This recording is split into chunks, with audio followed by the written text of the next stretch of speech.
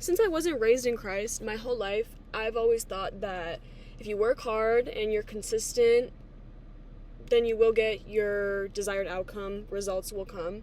For a lot of my life, until I found Jesus, my value and my worth, my self-image was very dependent on my productivity and my contributions. When I didn't feel like I was doing enough, or when I wasn't productive, or when I wasn't contributing as much as I thought I could, my self-worth and my self-esteem just went out the window, which I think a lot of people can relate to.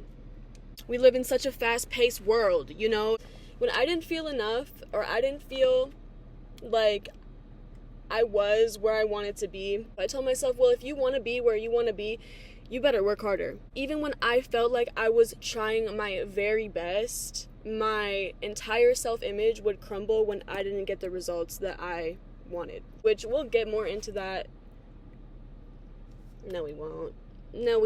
When it comes to surrender, like real surrender, that's tough.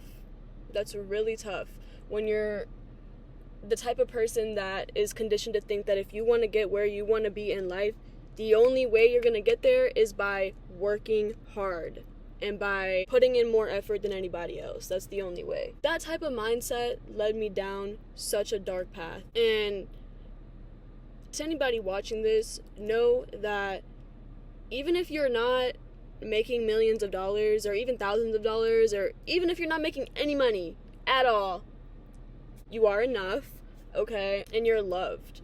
If you're around people that only love you at your best, you need to be around new people. You deserve to be loved, okay?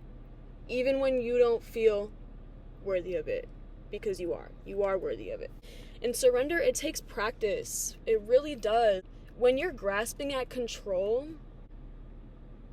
you have to remember you have none. Control is an illusion. We don't control anything but ourselves and our reactions. Let's open up the book, okay?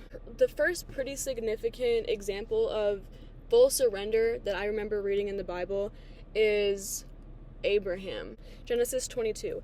And it came to pass after these things that God did tempt Abraham and said unto him, Abraham, take now thy son, thine only son Isaac, whom thou lovest, and get thee into the land of Moriah, and offer him there for a burnt offering upon one of the mountains which I will tell thee of. Abraham asked no questions.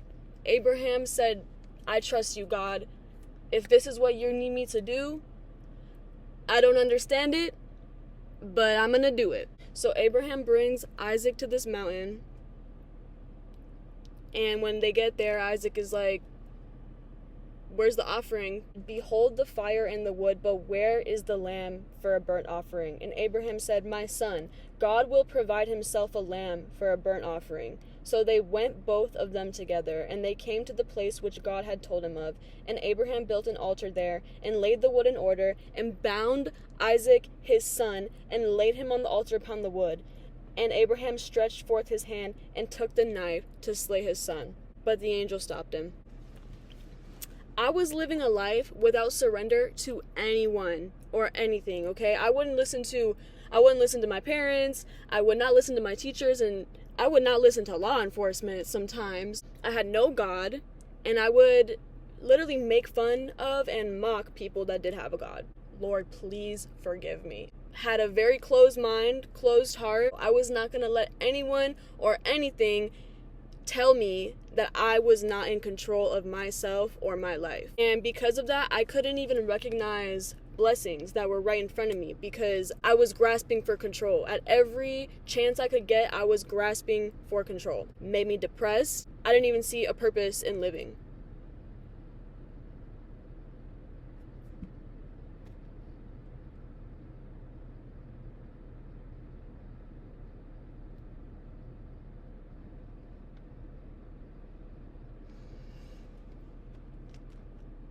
I think we need to remember the very first sin ever committed, the apple, that was a grasp for control. Now the serpent was more subtle than any beast of the field which the Lord God had made. And he said unto the woman, Hath God said that ye shall not eat of every tree in the garden? So right away, the serpent is being manipulative. And the woman said unto the serpent, We may eat of the fruit of the trees of the garden. But the fruit of the tree which is in the middle of the garden, or the midst, God has said, Ye shall not eat it, either y'all shall touch it, lest y'all shall die. And the serpent said unto the woman, Ye shall not surely die. For God knows that in the day you eat the fruit, then your eyes will be opened, and you shall be as gods, knowing good and evil. Mind you, Adam and Eve lived in a perfect world. They had everything they could possibly want, but they didn't have control. And the serpent tempted them by tempting them with control. Control is for the Lord. Control is not for us. Control is for the man upstairs. And we're kidding ourselves if we think that we have any leverage, we have any control over the powers that be. Back to what I was saying. I hit my lowest point in my life when I thought I had control. And the second I surrendered and started to understand how little control I actually have, liberated, I'm free, and I'm empowered. That's the funniest part of it. You'd think that having control makes you feel empowered. That's the greatest power of all, is just letting go of control. I will never be perfect, but that's okay, because I serve an all-knowing, all-loving God that sees my heart, and he finds favor in me because I seek him always. I'm not perfect, but God is. God is perfect. God is an award-winning author, and he's writing my story, so I don't know why I ever would stress about my future. This video is going to be more of a testimony than it is a Bible study. The Bible is the backbone.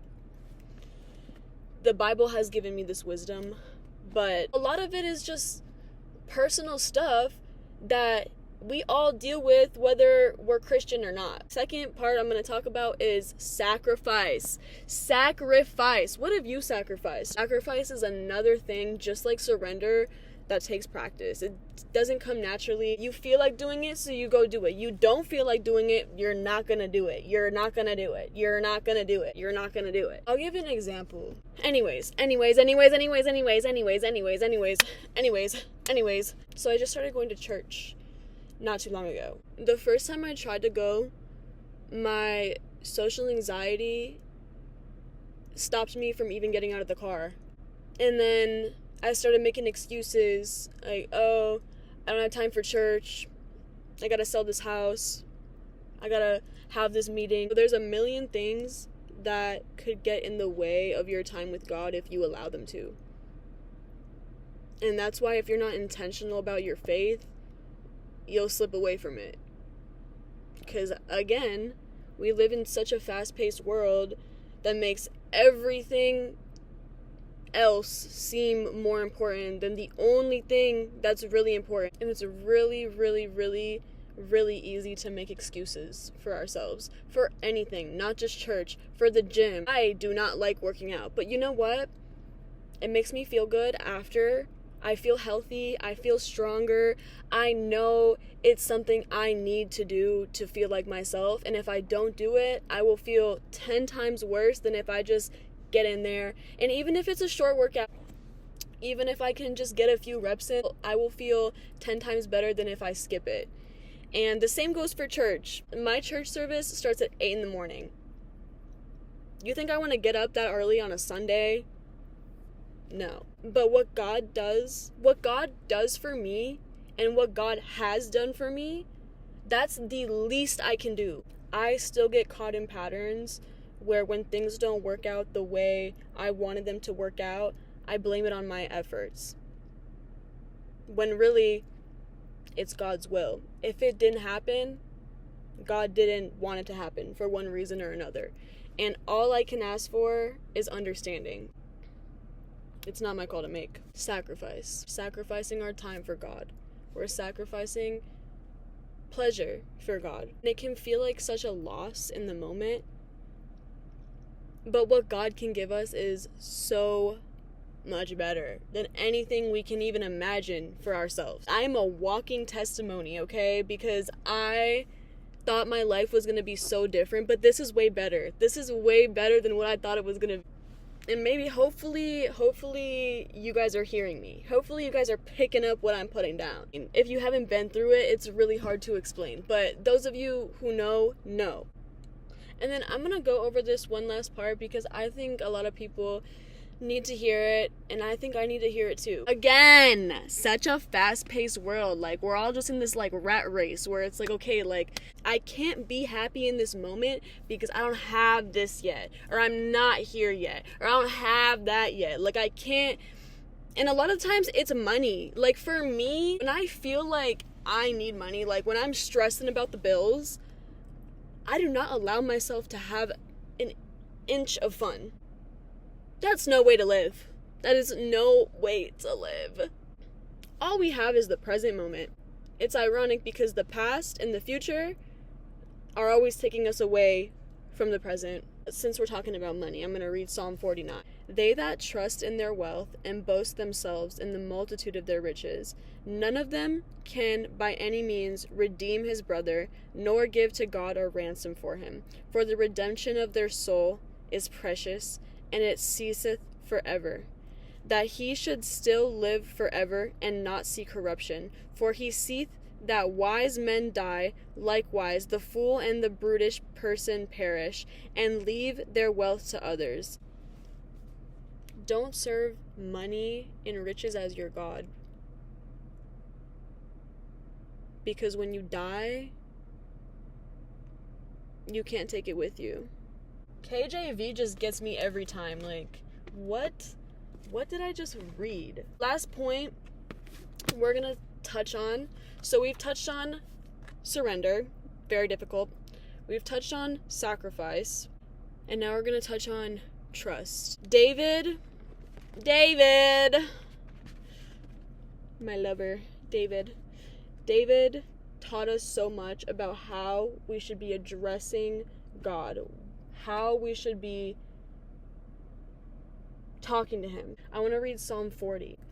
I waited patiently for the Lord, and he inclined unto me and heard my cry. He brought me up also out of a horrible pit, out of the miry clay, and set my feet upon a rock, and established my goings. And he hath put a new song in my mouth, even praise unto our God. Many shall see it, and fear, and shall trust in the Lord. Blessed is the man that maketh the Lord his trust. When I think about trusting the Lord, I think about what he said. Just look at the birds. There are so many birds. There's cats around here too. There's just so many animals in general. And you know what? They don't work like us. They don't have jobs. They don't pay rent. And the Lord feeds them. The Lord feeds them. So why would the Lord not feed us? We're much more important than the birds, are we not?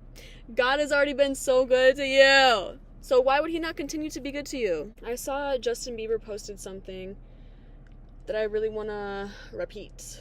So Justin Bieber asked ChatGPT to please speak to me about the truth about how human effort is hurting humanity. This is what it said. Inflated ego. When people see their effort as the source of outcomes, it breeds pride, competition, and the belief that others are less deserving.